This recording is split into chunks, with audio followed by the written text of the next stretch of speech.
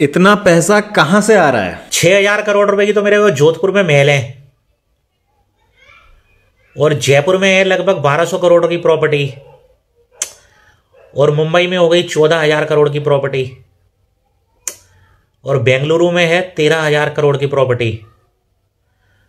हाँ हाँ हाँ, और मेरे दादाजी जो छोड़ के गए थे मेरे लिए 5,000 करोड़ रुपया नगद। हाँ, वो चौपाल के कुएं में हो जाएगी, लगभग 50-60 हजार करोड़ की प्रॉपर्टी हो जाएगी। होते हैं और क्या।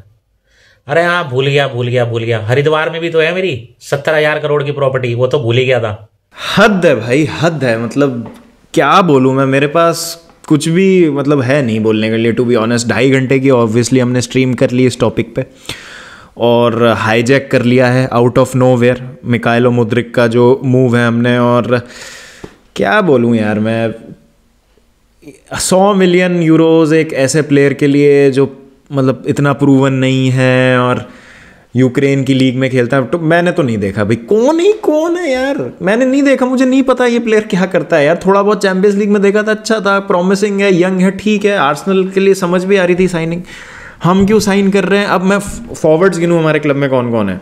पुलिसिक, ज़ीएच, ओबामेयांग, उसके बाद आप आ जाओ ओमारी हचिनसन, जाओ फिलिक्स, उसके बाद एनकुंकू आ जाएगा, डेट्रो फोफाना है, और बहुत सारे मैं अभी फॉरवर्ड्स भूल रहा हूँ। अभी अरमांडो ब्रोहा है, फिर ये मुद्रिक को आप ले लेते हो, ठीक है। 9 तो यही हो गए, और भी कई सारे मैं भूल रहा हूँ। आई एम प्रिटी श्योर मैं भूल रहा हूँ बहुत सारे। हैवर्ट्स को तो मैंने गिना ही नहीं, गिन लिया हो पता नहीं अभी। तो 9-10 आप फॉरवर्ड्स ले रहे हो और आपकी आउटगोइंग्स का कोई सीन है नहीं, और क्या आप करना चाह रहे हो मुझे तो समझ नहीं आ रहा, टू बी ऑनेस्ट। और किस तरीके की ये साइनिंग है, देखो प्लेयर कैसा है, क्या है। 100 मिलियन का ऐसा प्लेयर जो आप हाईजैक कर लेते हो बिकॉज आपके राइवल्स को ना मिल पाए, और ऐसा आ रहा है कि 7 साल का कॉन्ट्रैक्ट दे रहे हैं यार। 7 साल का कॉन्ट्रैक्ट केपा को दिया था आपने, एक आधा सीजन उसका डिसेंट गया था और आपने 7 साल का कॉन्ट्रैक्ट दे दिया था, और अब देखो क्या हो गया। बहुत रिस्की साइनिंग्स कर रही है क्लब, पता नहीं, समझ नहीं आ रहा। और ठीक है, आई होप अच्छा निकल जाए सब कुछ, और एक मच नीडेड स्पार्क जो हमको चाहिए वो मिल जाए। लेकिन क्या आपको लगता है ग्रैम पॉटर से पूछा गया होगा कि हम मिकाइलो मुद्रिक को साइन कर रहे हैं, पॉटर ने आइडेंटिफाई किया होगा नहीं मुद्रिक ही है वो बंदा जो टीम में चाहिए, जो टीम को सही कर देगा, वरना तो हमारा टीम का बट्टा बैठ जाएगा पूरा। मुझे नहीं लगता ये फिर से मैनेजमेंट की साइनिंग है, और अगर यही चीज़ हो रही है तो फिर आपको ग्रैम पॉटर को लाने का कोई सेंस नहीं है, अगर आपको खुद से साइनिंग कर करके देनी है मैनेजर को। सीधी सी बात है यार, पता नहीं कहाँ हमारा मिडफील्डर है, कहाँ हमारा राइट बैक है। एक निज़ार किंसेला ने बात बोली है कि अगर चेल्सी और एक प्लेयर ले आती है तो अगर वो उसके बाद ऊपर और प्लेयर खरीदते हैं तो उनको रजिस्टर नहीं कर पाएंगे, अगर जब तक कोई प्लेयर बेचा नहीं जाता। आपका एक कोटा होता है, आप एक number of player he register कर सकते हो, वो एग्जॉस्ट हो चुका है, वो चेल्सी ने पूरा कर लिया है। तो या तो आप लोन पे भेजो, फोफाना जो आपने स्ट्राइकर खरीदा है उसको लोन पे भेजो, एंड्रे सेंटोस जो आपने ब्राज़ील से वास्को डी गामा से मिडफील्डर खरीदा है, ओमारी हचिनसन, लुइस हॉल, इन सबको लोन पे भेजो। और फिर बाकी जो साइनिंग्स आ रही है उनके लिए। राइट बैक कहाँ है भाई, कहाँ लिंक आ रहा है राइट बैक से, मिडफील्डर कहाँ है। और आपने 100 मिलियन इसके लिए दे दिया, आपसे 120 एंजो के लिए खर्च नहीं हो रहा है। अब लोग यहाँ पे बोलेंगे अमोर्टाइज्ड है 7 साल के ऊपर और इंस्टॉलमेंट्स में दे रहे हैं और ये कर रहे हैं वो कर रहे हैं, और आर्सेनल की पेमेंट से बेटर थी भाई। एक तो मुझे समझ नहीं आ रहा है कि क्या प्रोजेक्ट है जो दिखाया जा रहा है प्लेयर्स को, और जो हमको फैंस को समझ नहीं आ रहा है। ठीक है, अच्छी बात है, मुद्रिक है, जाओ फिलिक्स 3 मैच के बाद आ जाएगा, और बाकी जो प्लेयर्स हैं अगर फिट होके आ जाते हैं तो एक बहुत बढ़िया टीम बन जाती है ये। फिर कोई एक्सक्यूज़ नहीं है पॉटर के पास कि हम क्यों स्ट्रगल कर रहे हैं, क्या कर रहे हैं। अभी तो बहुत ज़्यादा बड़ा बेनिफिट ऑफ डाउट मिल रखा है। अगर जाओ फिलिक्स में भी अगर पूरा 90 मिनट खेलते फुलम वाला गेम तो शायद कहानी अलग होती। मुझे लगता है हम हारते तो नहीं वो एटलीस्ट मैच। तो may be just may be जो एक एक्स फैक्टर मिसिंग है वो मुद्रिक लेके आते हैं। और कंपाइलेशंस वगैरह ही देखें, मैंने तो ज़्यादा गेम देखा नहीं इस बंदे का।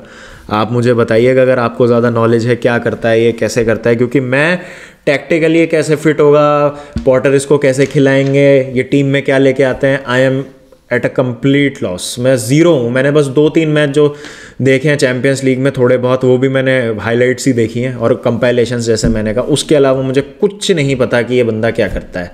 हाँ, सलमान खान के तेरे नाम वाली हेयर स्टाइल है, इतना मुझे पता है। बाकी उसके अलावा मुझे कुछ नहीं पता कि और क्या उससे होता है। तो बहुत ही अजीब साइनिंग है, और रिक्रूटमेंट किस डायरेक्शन में जा रहा है पता नहीं। आई होप ये जो चीज़ है अच्छे से हमारे लिए मतलब अच्छा कुछ लेके आए, और बस यही है मेरे पास, और कोई मतलब मेरे पास इस चीज़ को एक्सप्लेन करने के लिए कुछ है नहीं खास।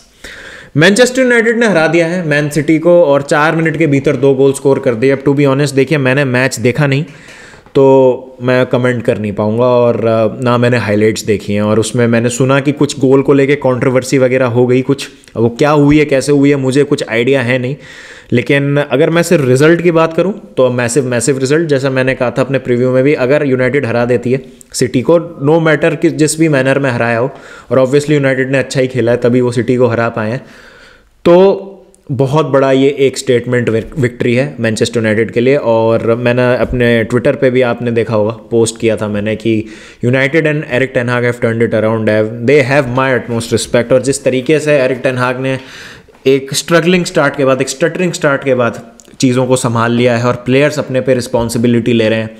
मार्कस रैशफोर्ड ने फिर एक बहुत ही इंपॉर्टेंट गोल और डिसाइसिव गोल मारा है और जीत दिलाई है आज मैनचेस्टर यूनाइटेड को।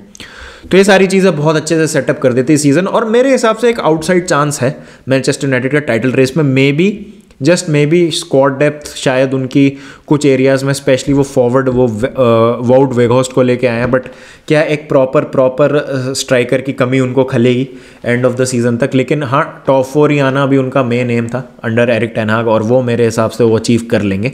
तो बहुत ही बेहतरीन रिजल्ट है, और इसकी हम बात बाद में करेंगे डिटेल में। एक बार मैं मैच पूरा देखूंगा उसके बाद ही मैं कुछ इस पर बोल पाऊंगा।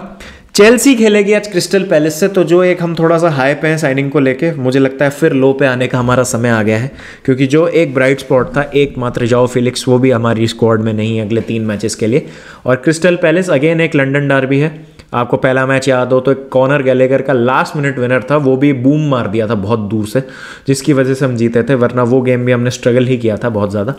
तो अगेन राइट बैक पे एस्पिलिक्वेटा खेलेंगे, उस साइड पे विल्फ्रेड ज़ाहा खेलेंगे। किस तरीके से वो मैनेज होगी, वो इंडिविजुअल बैटल कैसे वो जीतेंगे, मुझे आइडिया नहीं है, तो सोच के डर लगता है। लेकिन अगेन मैं यहाँ नेगेटिविटी फैलाने नहीं आया हूँ, टीम में भरोसा रखें, बिलीफ रखें। लेकिन मैं थोड़ा सा बस रियलिस्टिक होकर बोल रहा हूँ कि यह मैच भी बहुत ज़्यादा डिफिकल्ट होगा, बट थोड़ा सा अब प्लेयर्स जो हैं खुद पे समझें खुद से कि भाई क्या मिसिंग है। और भाई जाया मैं हर मैच में यही बोलता हूँ कि भाई थोड़ा सा भाई प्लेयर्स रिस्पॉन्सिबिलिटी ले लो, थोड़ी सी हमको फैंस को खुशी दे दो, बता दो थोड़ा सा हमको कि तुम इस जो चेल्सी शर्ट को पहन के खेल रहे हो उसकी कदर करते हो, और जाके थोड़ा सा अच्छा खेलो फील्ड पे। बस मैं यही चाहता हूँ। चुक्वोमेगा को चांस मिले माउंट के ऊपर, मैं चाहता हूँ। और उसके अलावा ओमारी हचिनसन जो हमारे यंग प्लेयर हैं, डैट्रो फोफाना जो हमारे स्ट्राइकर हैं, मैं उनको देखना चाहूँगा। अगर ओबामयांग को स्टार्ट नहीं मिलता, हैवर्ट्स और माउंट को डेफिनेटली बेंच करना चाहिए, बाकी प्लेयर्स को देना चाहिए अब और चांस। और अब देखते हैं क्या होता है। तो आप मुझे कमेंट सेक्शन में बताएं आपकी क्या राय है मुद्रिक की डील को लेके, मैनचेस्टर यूनाइटेड की परफॉर्मेंस को लेके, और जो भी हो रहा है अभी चेल्सी में। बहुत ही ज़्यादा ऊंच नीच उठा पटक, और भाई कुछ समझ नहीं आ रहा क्या चल रहा है। और आई होप कि ये जो रिक्रूटमेंट है, ये जो चीज़ की जा रही है, ये मैनेजर और जो कोचिंग स्टाफ है और जो भी सब लोग हैं जो एक सिनर्जी में काम करने की कोशिश कर रहे हैं, उन सब के साथ कंसल्ट करके की जा रही हो, सिर्फ ये बोर्ड की साइनिंग या ओनर की साइनिंग ना हो। तो चलिए देखते हैं फिर क्या होता है, और बात करेंगे इन टॉपिक पे। जब तक ध्यान रखें अपना, टेक केयर एंड पीस।